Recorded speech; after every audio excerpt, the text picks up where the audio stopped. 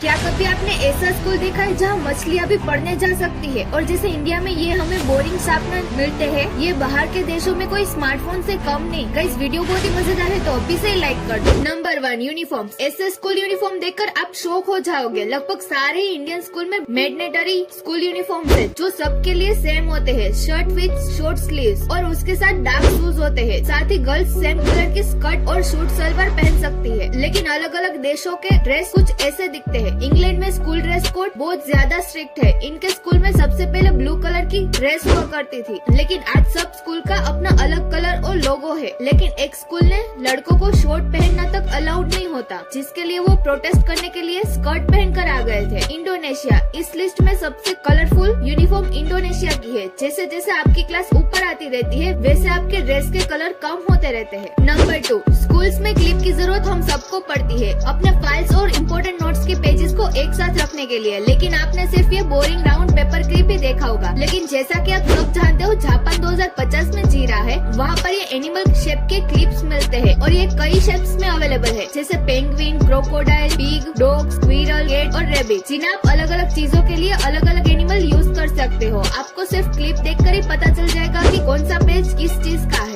ना कुल। Number 3 eraser. आपके साथ एक न एक बार ऐसा जरूर हुआ होगा कि आपके हाथ किसी वजह से गंदे हो गए और आपने ऐसे हाथों से इरेजर को छू लिया और आपका व्हाइट इरेजर की शक्ल अब पहचान में ही नहीं आ रही। या फिर जैसे हम इरेजर से कुछ एरियाज इरेज करते हैं तो वो ब्लैक हो जाया करते थे। लेकिन टॉम्बो की ये स्पेशल इरेजर चमत्कार से कम नहीं। टॉम्बो की शुरुआत 1913 में हुई थी, जो अपने हाई क्वालिटी पेन मार्कर और स्टेशनरी के लिए जाना जाता था। टॉम्बो वैसे तो बहुत तरह के इरेजर बनाते हैं, लेकिन ये इरेजर सबसे पॉपुलर है क्योंकि इसे मेस फ्री डिजाइन किया गया है और इसकी डस्ट एक साथ चिपक जाती है और रोल्स में निकलती है। इतना ही नहीं, इसका ब्लैक कलर इसको सबसे यूनिक लुक देता है जो इसे साफ रखता है। नंबर 4 क्या आपको लास्ट मोमेंट का ड्राइंग चिपकाना याद है, जिसमें इधर उधर से ग्लो मांगकर अपनी ड्राइंग या कुछ ऐसी चीजों को चिपकाया करते थे। और जैसे कि आप सब जानते होंगे, इंडिया में सबसे ज्यादा फेविकोल या ग्लू स्टिक या फेविस्टिक ही है जो आपकी लिपस्टिक की तरह काम करती है। लेकिन जापान में ग्लू एक पेन की तरह आता है जो कुछ इस तरह का दिखता है। नंबर 5 ये चीज देखकर आप भी शॉक हो जाओगे और सोचोगे कि ये मेरे पास स्कूल में क्यों नहीं था, क्योंकि